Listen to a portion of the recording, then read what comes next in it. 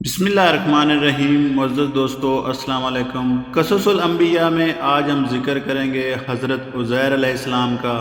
آپ حضرت ہارون علیہ السلام کی اولاد میں سے تھے۔ بنی اسرائیل کے انبیاء میں آپ کا شمار ہوتا ہے۔ قرآن کریم میں آپ کا ذکر آیا ہے۔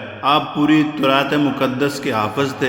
بخت نصر کا زمانہ تھا، اس نے بیت المقدس کو ویران کر دیا۔ بنی اسرائیل کے بہت سے لوگوں کو قید کر کے لے گیا، ان میں حضرت عزیر علیہ السلام بھی تھے۔ جب آپ ان کی قید سے چھوٹ کر آئے تو اللہ تعالیٰ نے آپ کو حکم دیا، یروشلم جاؤ، ہم اسے دوبارہ آباد کریں گے۔ آپ کو یروشلم کی تباہ شدہ بستی کے کھنڈرات نظر آئے۔ وہاں نہ کوئی مکان تھا، نہ مکانوں میں رہنے والے، بس تباہ شدہ آبادی کے کچھ نشانات تھے۔ مورخین نے لکھا ہے یہ شہر بخت نصر کے ہاتھوں 586 قبل مسیح میں تباہ ہوا تھا، یعنی حضرت عزیر علیہ السلام کی پیدائش سے 586 سال پہلے۔ بستی پر نظر پڑتے ہی حضرت عزیر علیہ السلام کے دل میں خیال پیدا ہوا، یہ شہر اللہ تعالیٰ کس طرح آباد کریں گے۔ اس خیال کا آنا تھا کہ اللہ تعالیٰ کے حکم سے ملک الموت نے وہیں روح قبض کر لی۔ آپ جس گدھے پر سوار تھے وہ بھی وہیں مر گیا۔ آپ 100 سال تک اسی جگہ پڑے رہے۔ اتنی مدت تک آپ پر کسی کی نظر نہ پڑی۔ اس عرصے میں بخت نصر بھی مر گیا۔ اس کی جگہ کوئی اور بادشاہ بنا، اس نے دوبارہ بیت المقدس کو پھر سے آباد کیا اور شہر یروشلم کو دوبارہ آباد کیا۔ پھر 100 سال گزرنے پر حضرت عزیر علیہ السلام زندہ کیے گئے۔ اس 100 سال کی مدت میں آپ کا کھانا ویسا کا ویسا رکھا رہا، نہ وہ سڑا نہ گلا، نہ اس کے رنگ اور ذائقے میں فرق آیا۔ زندہ کیے جانے کے بعد اللہ تعالیٰ نے آپ سے پوچھا، آپ کتنی مدت تک اس حالت میں رہے؟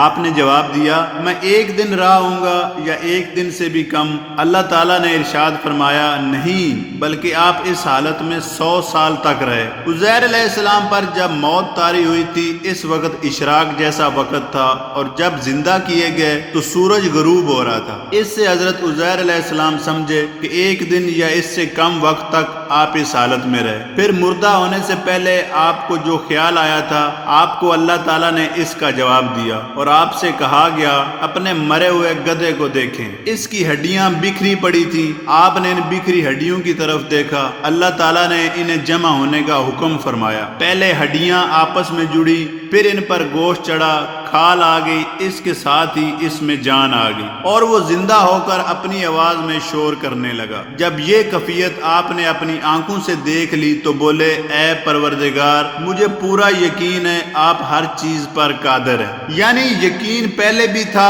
اب مشاہدے کے بعد وہ یقین پختہ ہو گیا۔ آپ اٹھ کر گدھے پر سوار ہوئے، بیت المقدس پہنچے تو دنیا بدلی نظر آئی۔ 100 سال پہلے جو آپ نے صورتیں دیکھی تھی ان کی جگہ اور ہی صورتیں نظر آئیں، دنیا ہی بدلی نظر آئی۔ آپ نے لوگوں سے اپنا تعارف کرایا، ان سے فرمایا، میں اللہ تعالیٰ کا نبی عزیر ہوں۔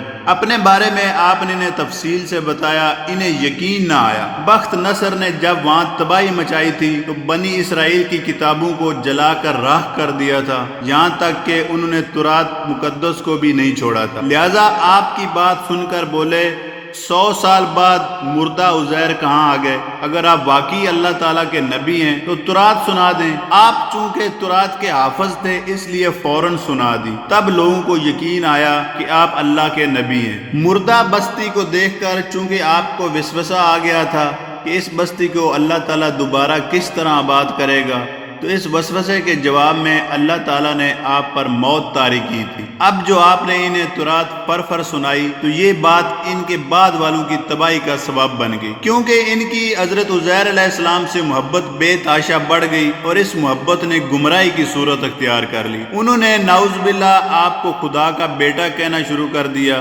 دوبارہ زندہ ہونے کے 50 برس بعد آپ نے وفات پائی۔ انا للہ و انا الیہ راجعون۔ آج تک کے لیے دوستو اتنا ہی، ملتے ہیں اپنی نیکسٹ ویڈیو میں جس میں ہم ذکر کریں گے حضرت زکریا علیہ السلام کا۔ والسلام۔